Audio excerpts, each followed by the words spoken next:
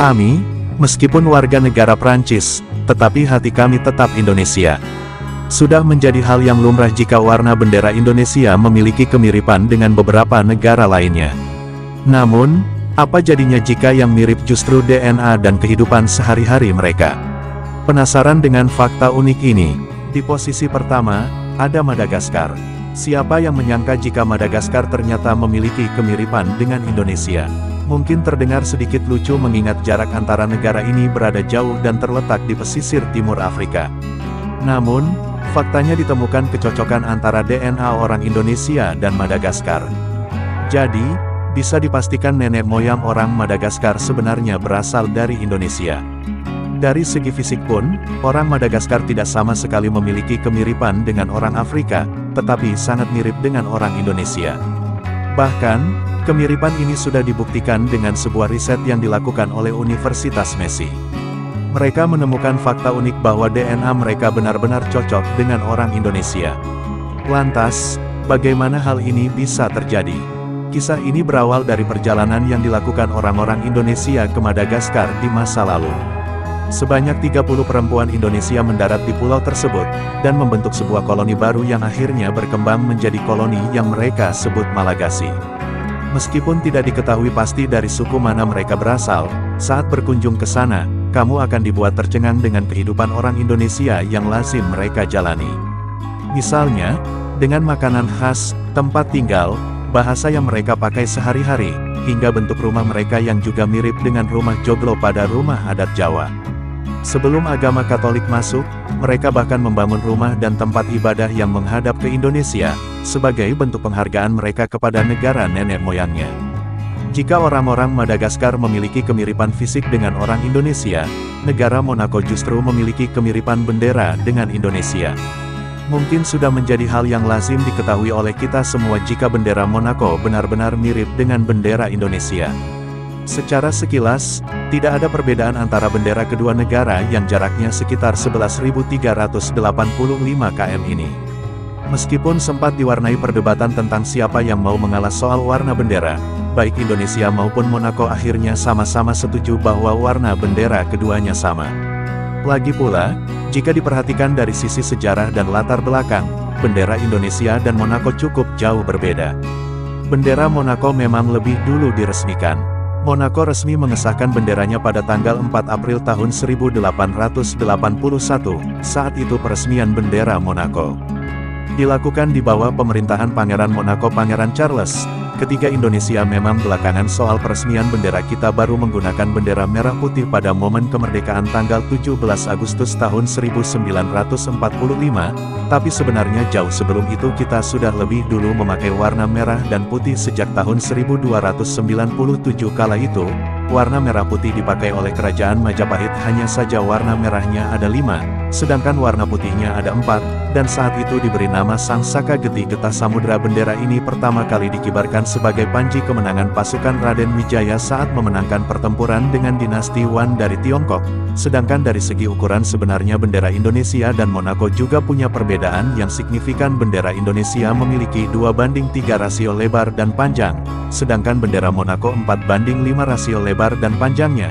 Jadi dari segi ukuran bendera Monaco jauh lebih besar dibandingkan bendera Indonesia. Selanjutnya, ada Pulau Natal. Ya, sesuai namanya, pulau yang satu ini diambil saat perayaan Natal, tapi siapa sangka mayoritas penduduk Pulau Natal atau yang lebih dikenal dengan nama Christmas Island ini mayoritas memeluk agama Islam. Agama Islam ini dibawa oleh penduduk Pulau Natal di masa lalu yang mayoritas dilakukan oleh orang-orang Melayu yang bermigrasi dan menetap di sana. Mereka juga memiliki kemiripan fisik dengan orang Indonesia karena dihuni oleh orang-orang Indonesia. Dari suku Jawa itu, karena wilayah Pulau Natal dengan Pulau Jawa memang sangat dekat dan hanya terpaut 500 km saja, pulau seluas 135 km persegi dan memiliki lebih dari 1.800 jiwa penduduk. Tapi meski berdekatan secara geografis dengan Pulau Jawa, Pulau Natal berada di bawah kekuasaan Australia, sempat menjadi pulau yang terisolir dari dunia luar. Kini Pulau Natal juga memiliki bandara internasional yang bisa dipakai saat kamu ingin berkunjung ke sana. Hanya butuh 1,5 jam saja untuk sampai ke Kepulauan Natal, jika berangkat dari Bandara Soekarno-Hatta di Jakarta. Nah, selain fakta soal penduduk keturunan Indonesia, Pulau Natal juga sangat memukau karena keindahan pantai dan lautnya. Di beberapa musim juga akan ditemui keindahan lain dari segi flora dan faunanya, misalnya saja ribuan kepiting merah yang bermigrasi di pulau ini saat akhir bulan November hingga bulan Desember. Ya, Pulau Natal menjadi tempat migrasi kepiting merah terbesar di dunia. Tertarik untuk berkunjung ke sana, sama seperti Pulau Natal Kaledonia Baru, juga mayoritas dihuni oleh orang-orang dari suku Jawa yang merantau dan menetap di sana. Negara yang baru mencapai referendumnya di tahun 2021 silam ini memiliki luas wilayah mencapai 18.275 km persegi, dan memiliki lebih dari 271.407 jiwa penduduk. Namun sebagian penduduk Kaledonia justru merupakan orang-orang dari keturunan Jawa. Hal ini membuat negara yang terletak di Samudra Pasifik ini memiliki kemiripan dengan Indonesia. Tidak heran jika di Kaledonia Baru kamu akan menemukan orang-orang keturunan Jawa dengan gaya keseharian mereka yang tetap memakai bahasa Jawa, tapi juga mampu berbahasa Prancis. Awal kedatangan orang Jawa ke Kaledonia ini karena dulunya mereka menjadi kulit kontrak dan mencari kehidupan yang lebih baik di negeri Kaledonia.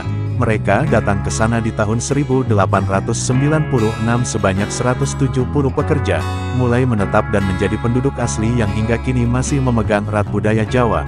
Bahkan salah seorang keturunan Jawa bernama Yanik Slamet merupakan keturunan Jawa, yang pernah menjabat Wakil Gubernur Utara Kaledonia Baru di sebelah Pulau Natal. Ada Pulau Cocos atau yang familiar disebut Cocos Killing Island. Pulau ini dibagi menjadi dua, yakni West Island dan Home Island. Home Island dihuni oleh orang-orang dari suku Melayu Kalimantan dan Jawa, sedangkan West Island dihuni oleh orang-orang Barat dan berbahasa Inggris. Jadi tak heran jika berkunjung ke Pulau Cocos akan ditemui kehidupan orang-orang yang sangat mirip dengan orang Indonesia dari suku Jawa dan Melayu Kalimantan. Awal mula kedatangan orang-orang Jawa ini terjadi di tahun 1827, di mana Kapten John Ploneros yang tak lain adalah Raja Kepulauan Cocos membawa pekerja dari Pulau Jawa dan Melayu Kalimantan untuk bekerja sebagai pemanen biji kakao di sana. Pada akhirnya mereka memilih menetap dan menjadi penduduk mayoritas yang memeluk agama Islam, hingga memenuhi 75% dari total penduduk Pulau Cocos. Begitu juga dengan Suriname, hampir 15% dari total penduduk Suriname adalah orang-orang Jawa, sekitar 618.000 penduduk keturunan Jawa. Sampai saat ini menghuni Suriname kedatangan orang-orang Jawa, ini dimulai pada tahun 1890 hingga 1939 di mana sekitar 33.000 orang Jawa melakukan migrasi ke Suriname. Kedatangan mereka menjadi salah satu pemicu pertambahan penduduk keturunan Jawa yang menghuni Suriname. Bahkan yang lebih membanggakan lagi, ada seorang keturunan Jawa yang menjabat di pemerintahan Suriname. Namanya adalah Raymond, yang tak lain merupakan keturunan asli Banyumas dan sempat mencalonkan diri sebagai Presiden Suriname pada tahun 2015 silam. Baik negara terakhir ada Thailand.